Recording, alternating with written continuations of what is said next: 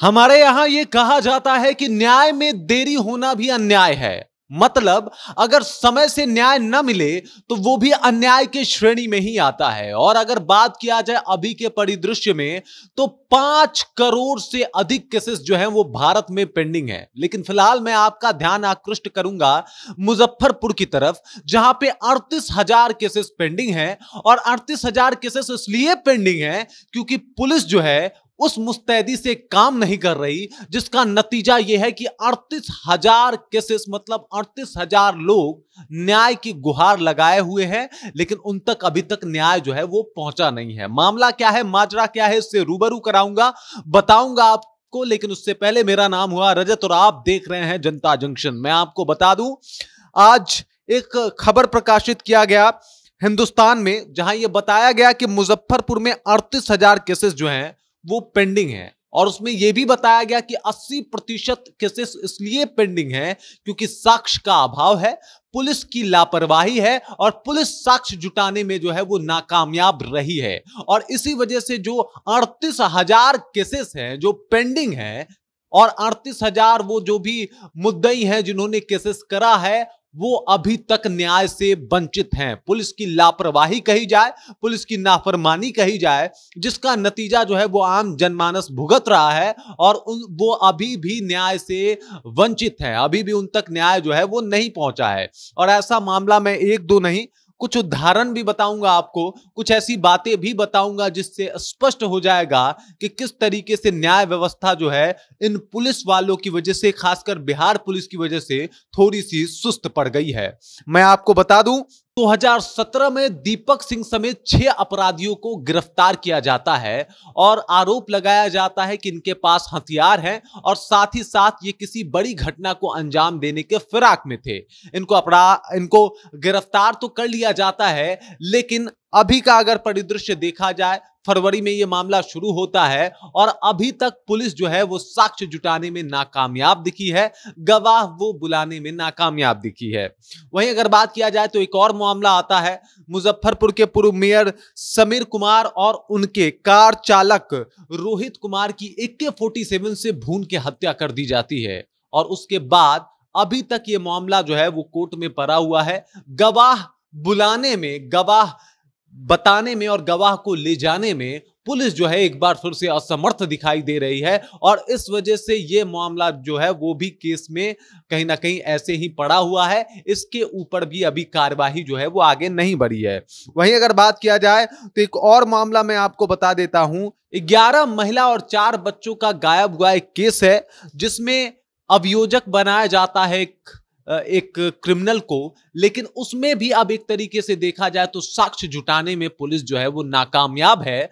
Police साक्ष्य जो है वो नहीं जुटा पा रही है और ये बता रहा है कि पुलिस कितनी नाफरमानी तरीके से, कितनी नाकामयाब है इस काम को करने में। और ये जो भी मैं अभी डेटा आपको बता रहा हूं, ये हिंदुस्तान पत्रिका में छपी हुई एक खबर है, जिसके द्वारा मैं आपको ये जानकारी दे रहा हूं। मैं आपको ये भी बता दूं कि दैनिक भास्कर में भी एक रिपोर्ट छपा था आज से 6 महीना पहले, जिसमें बताया गया था कि पूरे भारत में लगभग 5 करोड़ से अधिक केसेस जो है वो पेंडिंग है। जिसमें से अगर बात किया जाए तो 3 करोड़ 25 लाख केसेस हैं जो क्रिमिनल एक्ट के अंदर आते हैं।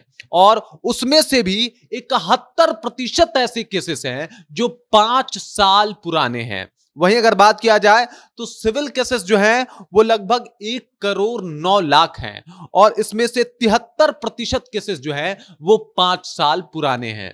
लेकिन न्याय व्यवस्था जो है कहीं ना कहीं थोड़ी सी स्लो है, जिस वजह से 5 साल लग गए, लेकिन अभी तक इन मामलों का निष्पादन नहीं हुआ। और 5 करोड़ से भी अधिक केसेस जो हैं आज भी कहीं ना कहीं फाइल में बंद हैं, धूल खा रहे हैं और न्याय का गुहार लगा रहे हैं, लेकिन उन तक न्याय जो है वो बड़ा धीरे, बड़ा स्लो पहुंच रहा है।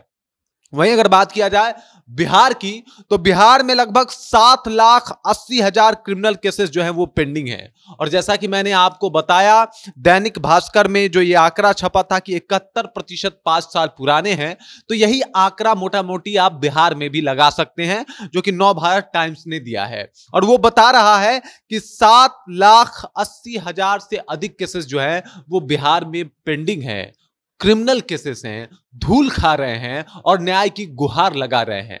इसके ऊपर हाई कोर्ट ने ऑर्डर भी दिया था कि जल्दी से जल्दी इन केसों का निष्पादन किया जाए, खासकर 2005 से पहले के जितने भी केसेस हैं उन्हें जल्दी ही न्याय व्यवस्था तक पहुंचा दिया जाए और उन केसों को न्याय दिया जाए। लेकिन पुलिस की लापरवाही ही कही जाएगी साहब, जहां पे ये केसेस भी अभी तक अपने अंत के तलाश में हैं, लेकिन ये कहीं ना कहीं थोड़ी सी एक पुलिस की नाफरमानी देखिए कि अभी तक इनको न्याय नहीं मिला। मामला यह है कि जब इंसान सब जगह से हार जाता है, जब सब जगह से कहीं ना कहीं उसके रास्ते बंद हो जाते हैं, तो वो कोर्ट का दरवाजा जो है वो खटखटाता है और हम सबको ये भरोसा होता है कि कोर्ट में जाएंगे और हमें न्याय मिल जाएगा। हमें न्याय मिलता भी है, लेकिन कहीं ना कहीं बहुत देर से।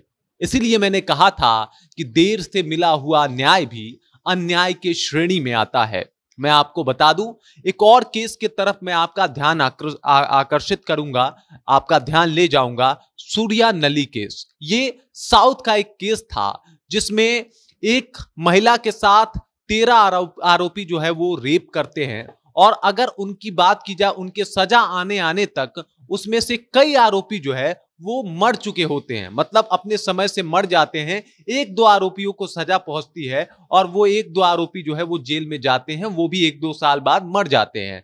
तो इतना स्लो कहीं ना कहीं एक तरीके से सिस्टम जो है, और इतनी अगर लापरवाही पुलिस प्रशासन करती हुई दिखाई देगी, तो इसका मतलब है कि जो भी अपराधी हैं उनका मनोबल बढ़ेगा और वो अपराध के प्रति कहीं ना कहीं इतने ज्यादा सचेत नहीं होंगे, इतने ज्यादा तरीके से अपराध को बंद नहीं कर पाएंगे। इस वजह से कहीं ना कहीं अपराध की गतिविधियां लगातार बढ़ सकती है और अगर पुलिस इस तरीके से नाफरमानी करती हुई दिखाई दी और करती रही, तो ये अपराधी गतिविधियां कम होने का नाम नहीं लेगी। बाकी इसके बारे में आपका क्या कहना है? आप कैसे देखते हैं इस मामले को? आपको क्या लगता है 5 करोड़ से अधिक केसेस जो है वो पूरे भारत में, 7 करोड़ 80 लाख से अधिक केसेस सिर्फ क्रिमिनल केसेस बिहार में, ये क्या दर्शाता है? आपको क्या लगता है? कृपया कमेंट सेक्शन में जाइए और कमेंट करके अपना विचार हमारे साथ जरूर साझा कीजिए। बाकी मेरा नाम है रजत और आप देख रहे हैं जनता जंक्शन।